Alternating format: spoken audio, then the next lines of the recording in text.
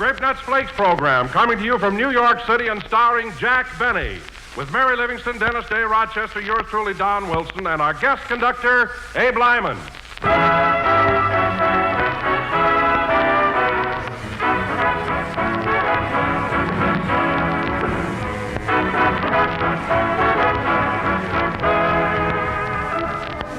Habit? Who has a habit? Now, here's a funny thing. Why is it we're always hearing so much about bad habits? Yours and mine and the next-door neighbors. And still nobody has a kind word to say about good habits. Well, right now, I'm going to put in my 2 cents worth for a perfectly swell habit. The habit of starting your day off with that grand little eye-opener, crisp, tempty, toasty brown Grape Nuts Flakes. Yes, sir. Once you make a habit of Grape Nuts Flakes, once you sample that malty, rich flavor and smack your lips over that crisp, toasty texture, you're certain to come back for more. Prove it. Tomorrow, just do this. Try a bowl full of appetite-making Grape Nuts Flakes for breakfast. See if you don't find them so swell-tasting that a daily dish will become second nature to you. Yes, Grape Nuts Flakes are a good habit. So why don't you make a daily habit of Grape Nuts Flakes?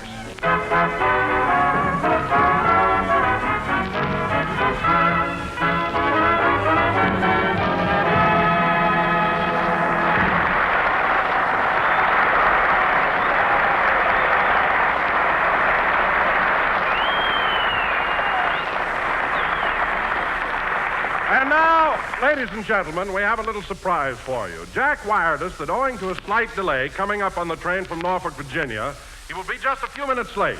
So while we're waiting for Jack, I'll turn the mic over to his very good friend, the famous star of Showtime, Georgie Jessel.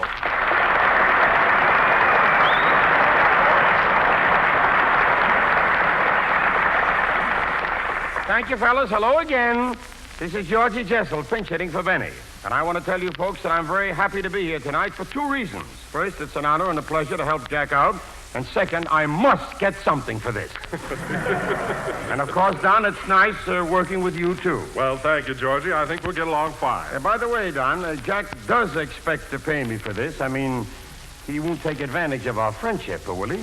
Oh, no, Georgie. Jack wouldn't do a thing like that. Why, I'm sure he'll compensate you for your work. Fine. Well, I hope it's with money.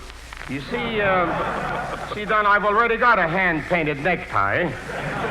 And I don't like the way Jack paints them anyway, you see? Now, wait a minute, Georgie. You're not really worried about Jack paying you for tonight, are you? Well, I'm not exactly worried, but I'd like to be on one program where I don't have to write in a part for my lawyer. Well, what happened to Jack, and why is he so late? Well, Georgie, last week we played camps around Washington, D.C. and Virginia. And Jack and Rochester missed the train at Norfolk. Missed the train? Yes, you see, Jack told Rochester to wake him up at 9 a.m., but Rochester overslept, and I imagine Jack was pretty burned up when he woke up.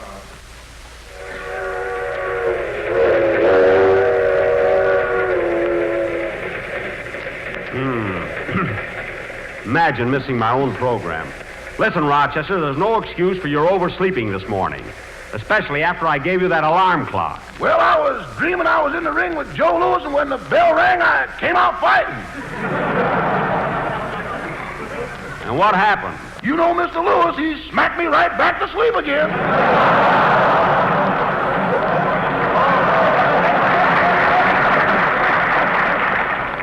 Look, Rochester, I'm not interested in your dreams. You're always telling me yours, boss. Remember the night you dreamt you was a mother robin?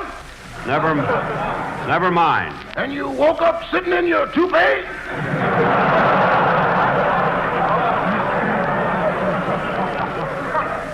On a billiard ball yet. Anyway, Rochester, this is the last time I'm going to take you on a trip east with me.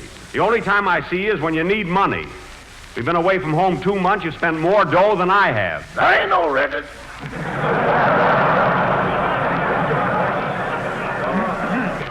You've spent plenty, and most of the time you lose it in a crap game. A crap game? Yes. Up in Harlem, we call it ivory stock market. I don't care what you call it. We'll talk about this later. Say, boss, who's taking your place on the program tonight? A fellow named Georgie Jessel. He's a great pal of mine. Mr. Jessel? I never seen him. What does he look like? Well, I'd say that Jessel was medium height, nice personality, and looks something like an anteater. Although I doubt if he does. Say, is there a radio in this observation car? There's one right over by that lady. Oh, yes. Pardon me, madam. Do you mind if I tune in on the radio? I want to hear the Grape Nuts Flakes program. Is that the show with Jack Benny on it? Yes.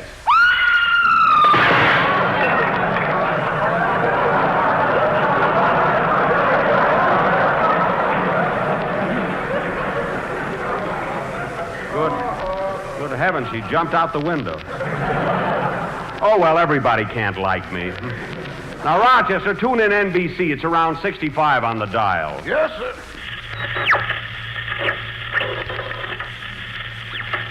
And that, ladies and gentlemen, is the reason toasty brown sweet as a nut Grape Nuts Flakes in the big 12-ounce economy size package is America's fastest-growing flake cereal. That's it, Rochester. That's Don Wilson, all right. Once you sample the malty, rich flavor, you'll certainly come back for more. That is very good, Don. I'm so excited I'm going to eat breakfast tomorrow for the first time in 30 years. Hangover or no hangover. Well, Don, how am I doing so far? Do you think I'm handling the program all right? Well, to tell you the truth, George, and please don't repeat this to Jack. Oh, you can trust me, Don. I think you've given this program new life. Frankly, Jack belongs to the yuck school of humor. Yuck. Say, Georgie, you've known Jack a long while, haven't you? Oh, yes. As a matter of fact, Jack and I did an act together in vaudeville. We were known as Myrtle, the Dancing Horse. Oh, did you and Jack work in a horse costume? Oh, yes, and Jack did a great job, even though he had the worst end of it. You know what I mean, Don? He couldn't look out at the audience and wink like I did, huh? By the way, Don, where's Mary? Here I am. Hello, Georgie. Hello.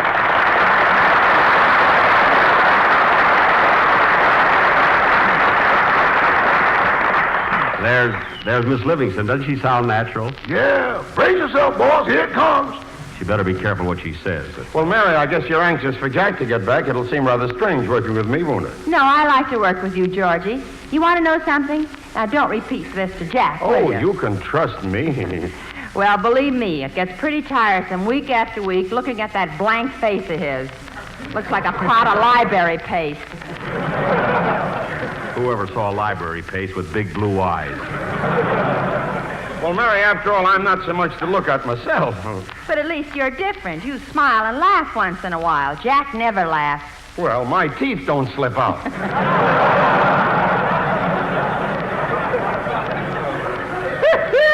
That's a good one. Shut up, Rochester. Now, you shut up, Rochester. My teeth don't slip out. No, sir. You hold them in better than anybody. Quiet now. I want to hear this. Say, Mary, I'd like to ask you something, and believe me, you're the first one I've mentioned this to. What do you think Jack's going to give me for taking his place on the program tonight? Well, first he'll come in and ask you how much you want. Yes? Then he'll offer you half of that. And if I won't take it? He'll pull a knife on you. Can you imagine that? Well, Mary, you can't be serious. My goodness, he isn't that tight. He isn't, eh? Listen, Georgie. Jack has been traveling around the East for 8 weeks, and he's still got California air in his pocketbook.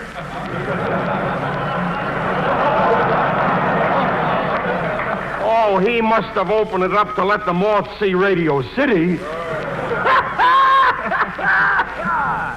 Rochester. He ain't no good at all.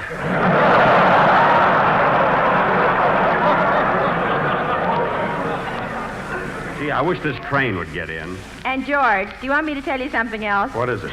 Well, Jack took me to the Stork Club the other night, and when the waiter brought the check... What's the matter? What are you laughing at? Well, Jack pulled his violin out of his vest and said, "Go away, I work here." That's a big fib. Well, Mary, you've given me a very vivid picture of what I'll have to go through when Jack comes in. Anyway, let's have a band number from Abe Lyman. And play something loud, Abe. My mother's listening in, and she hasn't got a radio. She just opens the window. Hit it, Abe. Hit it.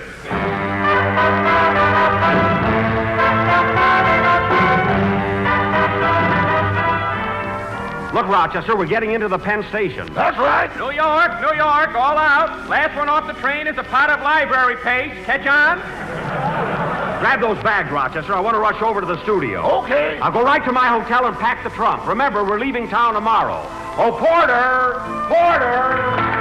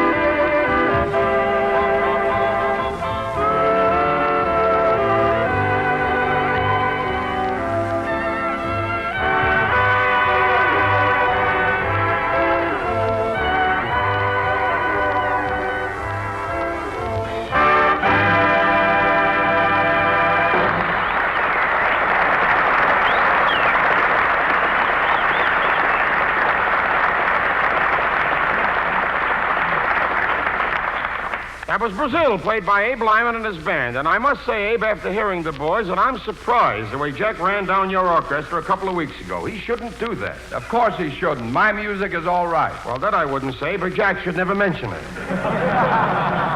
By the way, Abe, I don't know whether you know this or not, but I have been writing an autobiography. Autobiography. That means the story of my life. Thanks. Oh, you're welcome. Inasmuch as we've been friends for years, I've got something in it about you. Now, is that okay? Yeah, but don't put nothing in about that dame in Cincinnati. Oh, don't worry, I won't. I'll simply mention that you're a bon vivant, a raconteur, an entrepreneur. Is that all right with you? Yeah, just leave out that dame in Cincinnati. Oh, I will. You see, this book I'm writing it's called So Help Me, and it ought to be out Hey, any now, day. wait a minute, Georgie. Here comes Dennis Day. Do you know him? No, not personally, no. Well, you'll like him, Georgie. He's a great kid, although he's a little naive. Oh, you just leave Dennis to me. I'll handle him all right. I'll bet you $1 he'd drive you nuts. All right, it's a bet. Here he is, Georgie.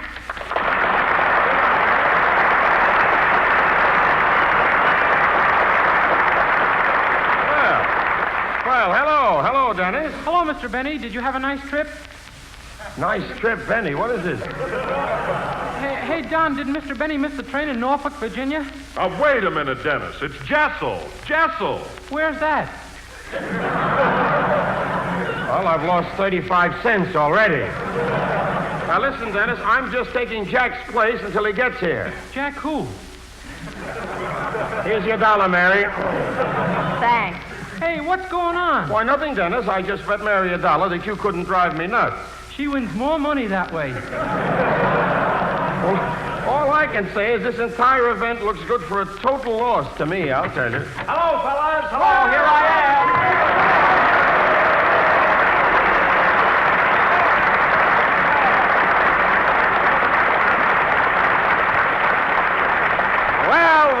Well, it's sure good to be back. And am I glad to see you, Jack. Believe me. Me too. I kind of miss you, old pal. So did I, Jack. Boy, am I tickled to see you. Oh, yes, of course, certainly. I'm tight except for my teeth that slip out, and I got a face like a pot of library paste. Doesn't have to be in a pot.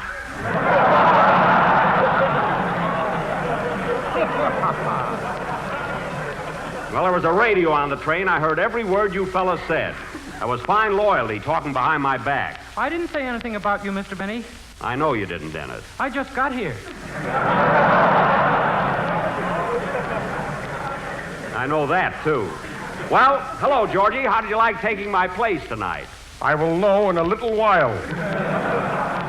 Well, I appreciate your coming over and helping me out. It was a great display of friendship. Here it comes, Georgie. I'm ready. Now, look, Jack, we're very good friends, you know. But this is my business, the same as yours. I understand that now. But look, Georgie. Look, nothing. You wired me to come here, I did, and I expect to get paid. Well, take it easy, Georgie. I'll give you a check for whatever you think your time is worth. Now, what do you want? Well, now, Jack, let me put it this way. If I don't sleep well tonight, it should be from happiness.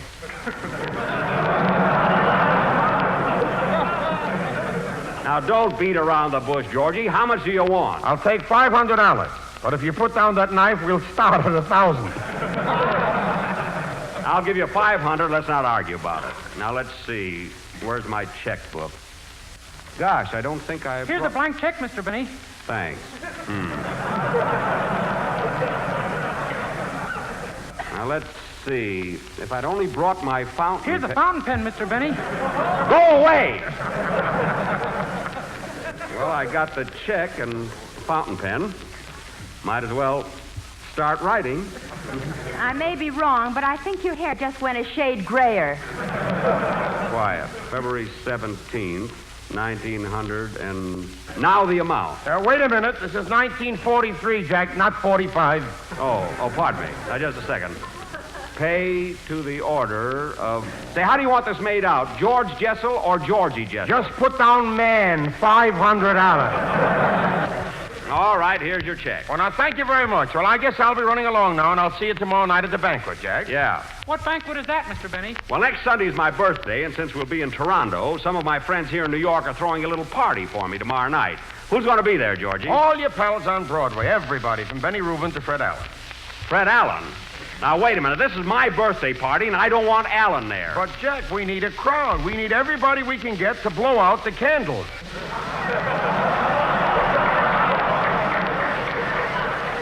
Now, cut that out. I'm not nearly as old as you are, Georgie, and you know it. Go on. I read in Newsweek magazine yesterday that you were 47 years old.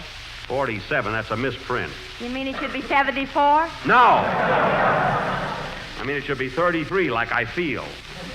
All right, Alan. All right, Alan can come to the party. I knew that would happen. I knew it.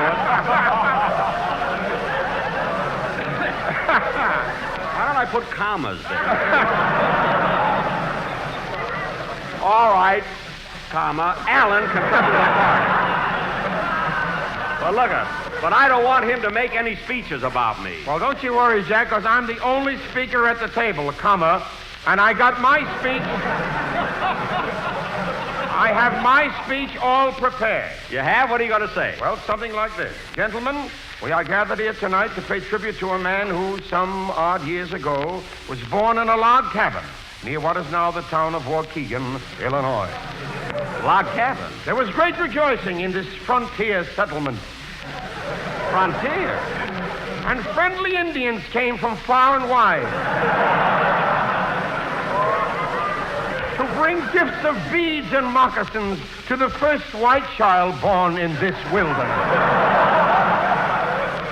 Now, wait a minute, Georgie. When I was born, Waukegan was a good-sized town.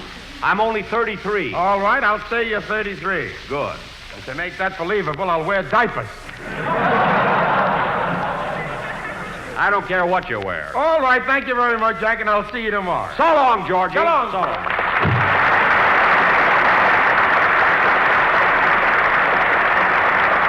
Oh, darn it. Darn it, I forgot something. Oh, Georgie, wait a minute. I want to ask you something. What is it? Georgie, I hear you're writing a book with a lot of anecdotes about yourself and people in show business. Is that right? Yes, it is.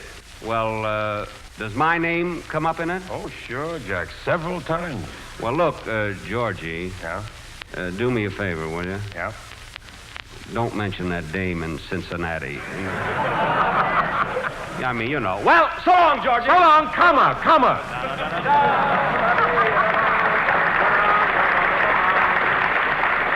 Well, go ahead, Dennis. Let's have your song. What do you want to see Georgie about? I want to make his check a little higher, you know. Sing, kid. Sing, kid.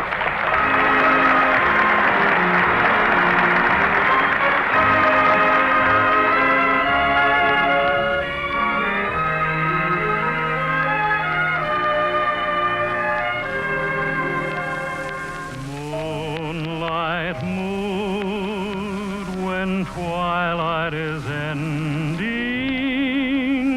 you're in my moonlight mood, and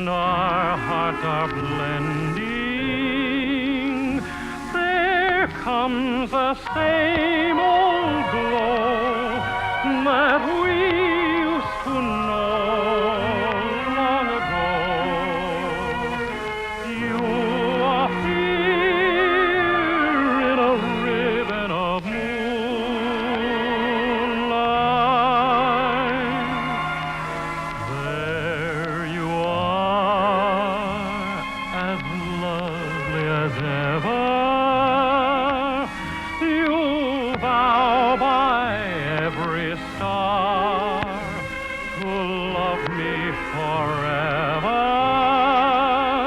Although you're far away, we meet in my solitude. You are mine when I'm in my moonlight mood, my darling. There you are, as lovely as ever. You vow by every star to love me forever. Although you're far away, we meet in my solitude.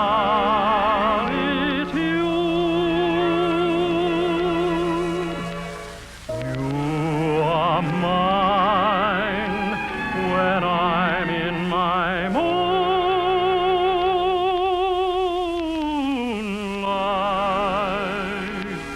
mood.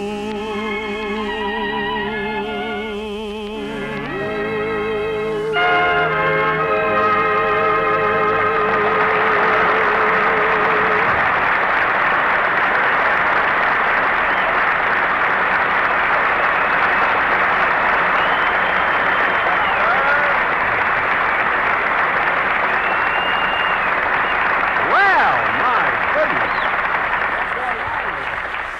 That was Moonlight Mood, sung by Dennis Day, and very, very good, Dennis. Thank you. You know, Mr. Benny, I think it was awfully nice of Mr. Jessel to come over here and help you out tonight. What do you mean, nice?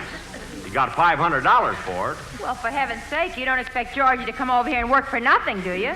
Well, why not? He's a friend of mine. Well, would you work on his show for nothing? Listen, Don, I'm talking to Miss Livingston. Well, would you? That's Don's question. Think of your own. I've got one. Shut up.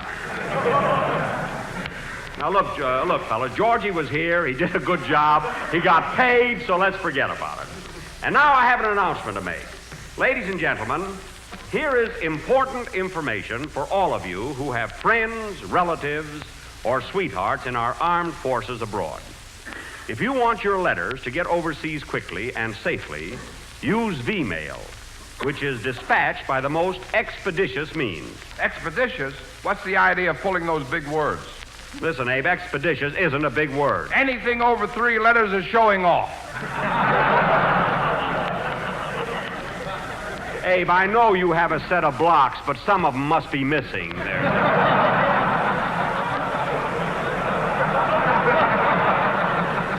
One leader I'd like to get that's been through 3rd grade.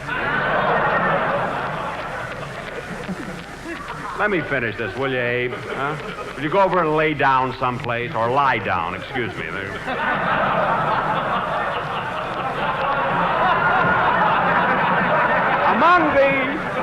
Among the advantages of V-mail is the fact that it's the fastest of all wartime communications. But remember, folks, V-mail is not for domestic use. Only use it when you write to the boys overseas. And our listeners in Canada should go to their local post office for information. Thank you very much. And fellas, my gang, now speaking of Canada, you know, we're all leaving for Montreal, Ottawa, and Toronto next Tuesday night. How are you going to send us, by V-mail? No, we're going by train. And here's something else. Come in. Yes? Pardon me, I work for Mr. Jessel, and he sent me back here for his cane. Oh. My name is Joe Besser. Lesser? No, Besser!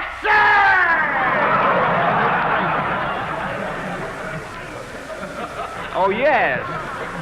Yes, Besser. I never get that right. Well, Mr. Besser, what does the cane look like? Something like Jessel, only taller. Oh, well, he must have left his cane in my dressing room. Now, look, Mr. Besser, my dressing room, you go out this door here, turn to your right. No, turn to your left. Then you walk down 3 steps till you get to the corridor. Then you turn to your right again. No, then take your next left. Shut up, not so fast!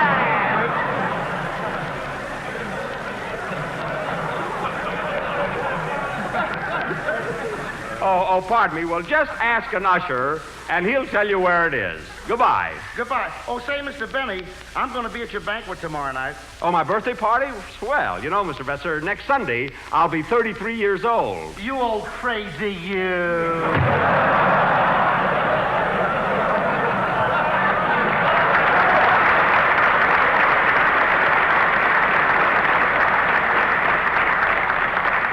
What does he mean, crazy? I feel like a kid. Now, getting back to our Canadian trip, fellas, when we get to Toronto next week, I want you all to be... I'll take it. Hello? Hello, Mr. Benny. This is Rochester. Good. Rochester, did you pack my trunk? Yes, sir, and it's on its way to Toledo.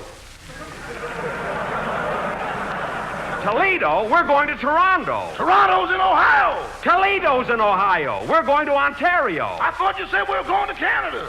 Look, Rochester, Toledo is in Ohio and Ontario is in Canada. And Toronto is in Ontario.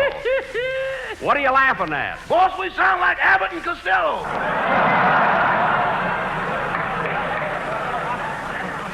Now, Rochester, concentrate. Here's what you do. Call up the express company here in New York. Tell them to call the express company in Toledo and have them send my trunks to Toronto. Not so fast! Rochester, because this is the worst mess that I've ever been in. And I...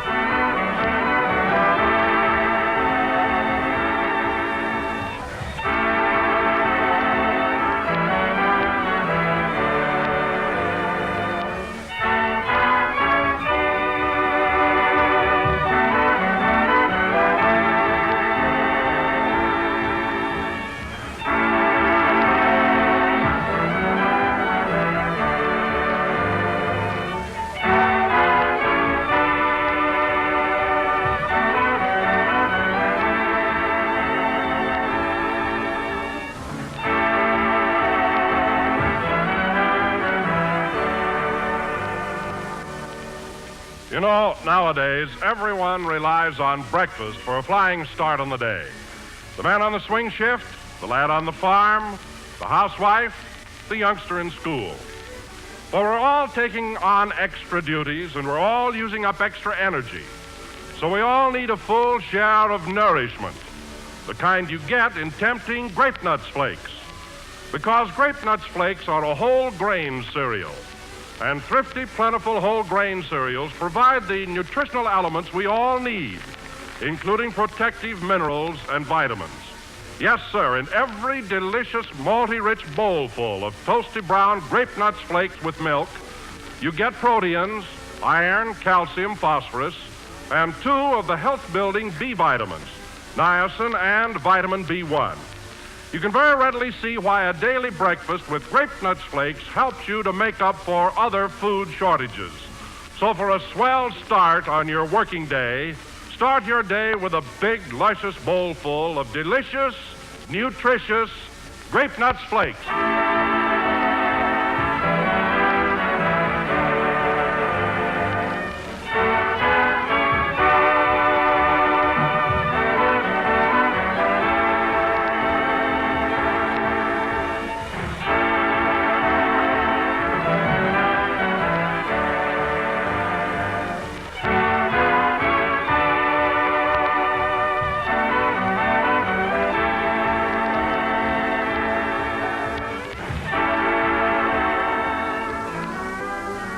That was the last number of the 19th program in the new Grape Nuts Flake series, and we'll be with you again next Sunday night broadcasting from Toronto. And we'll be seeing you Canadian servicemen in Montreal Wednesday, in Ottawa Thursday, and Saturday night at Camp Borden, Ontario. Good night, folks.